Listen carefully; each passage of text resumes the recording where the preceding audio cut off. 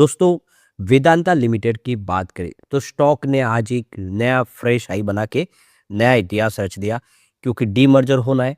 Date हमारे सामने आ चुकी है जिसकी वजह से जम के खरीदारी हुई, लेकिन उसके बाद में क्लोजिंग प्रॉफिट बुकिंग के साथ हुई। तो कुछ लोग हैं जो इस समय डीमर्जर के पहले यहाँ पे कुछ प्रॉफिट बुक करना चाहते हैं।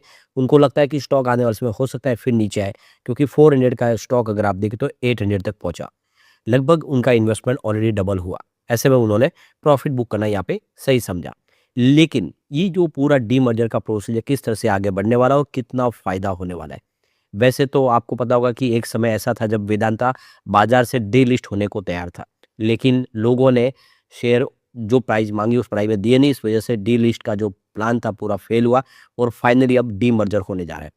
तो पूरी रणनीति क्या और इसका क्या फ़ायदा किस तरह से होगा, उन सारी बातों को जानेंगे और एक्सपर्ट क्या कह रहे हैं इस डीमर्जर को लेकर, वो भी समझेंगे इस वीडियो के माध्यम से।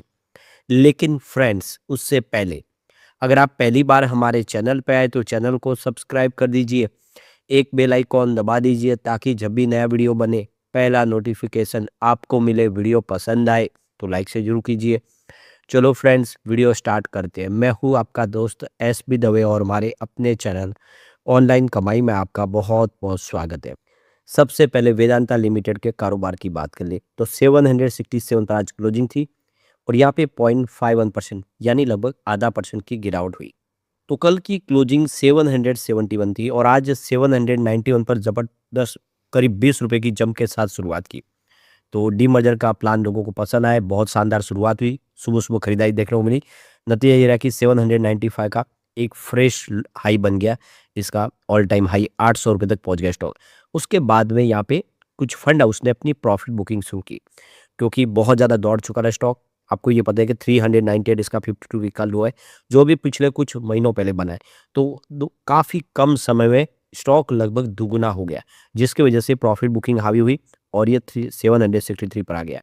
तो यहाँ पे प्योरली प्रॉफिट बुकिंग हुई है, लेकिन अभी भी स्टॉक बुलिश बना हुआ है। यहाँ पे देखो काफ़ी दिनों के बाद वॉल्यूम ज़बरदस्त बढ़ा। आप देखें तो पिछले 1 महीने पहले इसका 2 करोड़ का वॉल्यूम था और 73 लाख की डिलीवरी उठाई गई थी।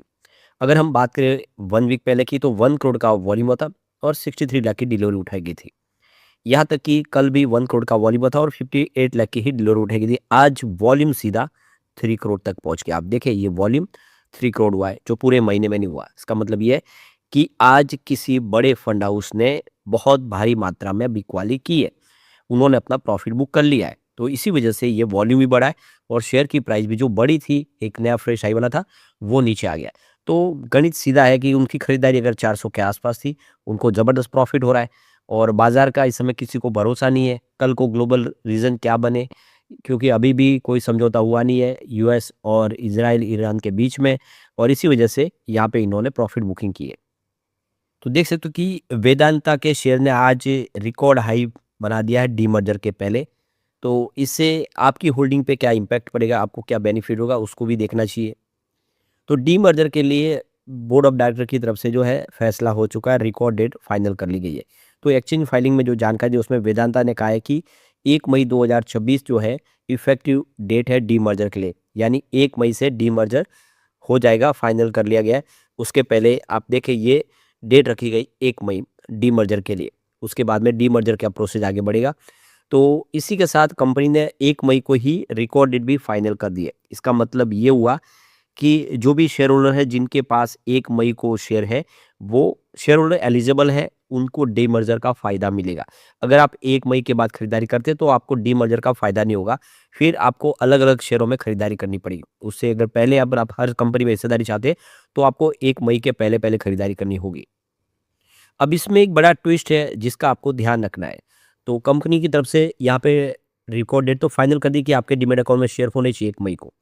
लेकिन आप देख सकते 1 मई को यहाँ पे बैंक हॉलिडे है और इसीलिए अप्रैल जो 29 तारीख है वो इसकी लास्ट डेट होगी ट्रेडिंग के लिए।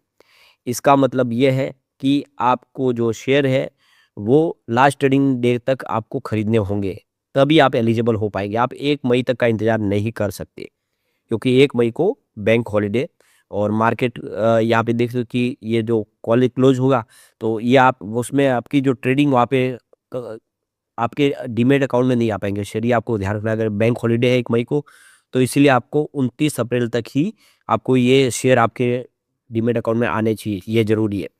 तो ये देख सकते हो, वो लोग बेनिफिट नहीं ले पाएँगे जिन्होंने 1 मई को शेयर खरीदे हैं, ये ध्यान रखें। तो ये आपको पहले ही समझ लेना है, क्योंकि बैंक हॉलिडे होने की वजह से 1 मई अब डीमर्जर की डेट नहीं मानी जाएगी। ये रिकॉर्ड डेट इसके पहले ही यानी 29 अप्रैल को ही आपको मानना होगा। तो यहाँ पे 1-1 के रेशियो में डीमर्जर किए जा रहे शेयर सब, यानी हर एक शेयर के बदले 1 शेयर दिया जा रहा है अलग कंपनी का। तो वेदांता लिमिटेड तो ऑलरेडी एक कंपनी रहेगी। इसके अलावा वेदांता एल्यूमिनियम दूसरी कंपनी बनेगी, वेदांता ऑयल एंड गैस तीसरी कंपनी बनेगी, वेदांता पावर ये चौथी नंबर की कंपनी, और Vedanta steel and ferrous metal की 5वीं कंपनी बनेगी। तो इस तरह से 5 कंपनियों में आपको हिस्सेदारी मिलने जा रही है। तो यहाँ पे गौर करने वाली बात है कि हर कंपनी के शेयर की जो फेस वैल्यू 1 रुपीज़ होगी, सिर्फ एक कंपनी को छोड़ के, और वो है तलवांडी साबो पावर प्लांट। इसके शेयर की फेस वैल्यू 10 रुपीज़ होगी, ये आपको ध्यान रखना है। बाकी जितने भी शेयर हैं उनकी फेस वैल्यू 1 रुपीज़ रहने वाली है। यहाँ पे नाम भी बदली किए जा रहे हैं, तो तलवांडी साबो पावर प्लांट लिमिटेड अब वेदांता पावर लिमिटेड के नाम से जानी जाएगी कंपनी, और माल्को एनर्जी लिमिटेड है वो वेदांता ऑयल एंड गैस के नाम से जानी जाएगी कंपनी। इससे पहले जो नॉन कन्वर्टेबल डिवेंचर्स बॉन्ड है वो एल्यूमिनियम बिजनेस के वेदांता एल्यूमिनियम को ट्रांसफ़र कर दिए जाएंगे, और यहाँ पे भारत एल्यूमिनियम कंपनी लिमिटेड ये जो है बाल्को, ये उसकी कंपनी के तहत यहाँ पे ट्रांसफ़र होगा सब। तो ये जो डीमर्जर है इससे हर सेपरेट बिजनेस होगा, सबको आगे बढ़ने का मौका मिलेगा, और क्लियर है कि इससे हर बिजनेस की अपनी विजिबिलिटी होगी क्लियर, अपने हिसाब से निर्णय ले पाएंगे, और मतलब बिजनेस के अंदर और ग्रोथ देखने को मिलेगी, और इससे शेयर होल्डर को भी फायदा हो। तो यहाँ पे वेदांता के जो अपनी इन्होंने डेडलाइन 30 जून 2026 तक के लिए कर लिया डीमर्जर कंप्लीट करने के लिए। तो कंपनी ने कहा है कि कुछ रेगुलेटरी अप्रूवल अभी पेंडिंग है, उसको भी लेना है। तो ये देख सकते हो कि लगातार टाइमलाइन बढ़ाई गई, पहले मार्च 2025 लगी थी, फिर मार्च 2025 सितंबर 2025 की, फिर मार्च 26 और फाइनल अब जून तक यहाँ पे ये पूरा प्रोसेस कंप्लीट होता हुआ दिखाई देगा। इससे पहले जब कंपनी अपनी डीलिस्टिंग के कार्रवाई शुरू की थी, वेदांता 2020 में डीलिस्ट होना चाहते बाजार में से, इन्होंने डीलिस्ट की प्लानिंग शुरू की थी, और डीलिस्ट के लिए इन्होंने जो प्राइस सेट की थी वो 87.5 रुपीज़ पर शेयर। तो प्लान फेल हो गया था अक्टूबर 2020 में, और इसके पीछे वजह थी कि कोई भी टेंडर नहीं किया इस प्राइस में। शेयर होल्डर ने 87 की प्राइस से शेयर देना बिल्कुल भी मुनासिब नहीं समझा। तो जो बिड थी आप देखिए इन्वेस्टर की, वो 320 रुपीज़ पर शेयर थी, यानी कंपनी मांग रही थी 87.5 रुपीज़ में शेयर, जबकि लोग देने वाले थे 320 रुपये में। डिफरेंट बहुत बड़ा था। 2021 से अगर बिजनेस की बात कर ले तो प्राइस 64.70 पर आ गई थी फाइनेंस 2021 के शुरुआत में, और स्टॉक ने यहाँ पे 12.2x 10 ईयर रिटर्न दिया है इस दौरान। टोटल डिविडेंड दिया था 252 रुपीज़ पर शेयर फाइनेंस 2021 से 26 तक दे दिया है। यानी अगर डिलिस्ट होता कोई फ़ायदा नहीं होता, डिलिस्ट में आपको 87 रुपीज़ की प्राइस दी था, जबकि सिर्फ आप डिविडेंड से ही 252 रुपये पर शेयर कमा चुके हैं। ये सबसे बड़ी बात है, 5 सालों में साढ़े 250 से ऊपर का आपको सिर्फ डिविडेंड कंपनी ने दिया है। और रेवेन्यू भी देखें तो यहाँ पे 13% के हिसाब से ग्रोथ में देखने को मिला है 5 साल से। एवरेज आरओई भी 24% के आसपास है। नेट डेट एबिटेडा रेशियो देखें तो इवन 1.23x के आसपास रहा है। कुल मिला के सेहत अच्छी रही है, और वेदांता का जर्नी बहुत अच्छा रहा है। तो यहाँ पे देखिए 2020 में ही अनिल सिंघवी ने कहा था कि आपको इसमें बने रहिए, सो उनका नज़रिया पॉजिटिव था। उन्होंने 6 अक्टूबर 2020 को भी निवेशकों से कहा था कि डीलिस्टिंग प्राइस पे आप अपने शेयर टेंडर न करें। जो स्टॉक प्राइस उस समय 138 के आसपास थी, 87 शेयर कंपनी की तरफ से मांगे जा रहे थे, लेकिन देख सकते हो कि जी बिजनेस के जो अनिल सिंह है उन्होंने कहा था कि प्राइस ये सही नहीं है और आपको शेयर टेंडर नहीं करनी चाहिए। लोगों ने उसकी बात समझी थी, और आप देखें किसी ने भी शेयर नहीं दिए उस प्राइस में, आज बहुत ज़बरदस्त फायदा हो रहा है उनको। लेकिन फ्रेंड्स, कोई भी इन्वेस्टमेंट करने से पहले अपने फाइनेंशियल एडवाइजर से एडवाइस ले ले, या अपना खुद का रिसर्च करें, क्योंकि मैंने वीडियो आपके एजुकेशनल पर्पज़ के लिए ही बनाए। वीडियो पसंद आए तो लाइक से जरूर कीजिए, और चैनल को सब्सक्राइब कर दीजिए। Thank you friends.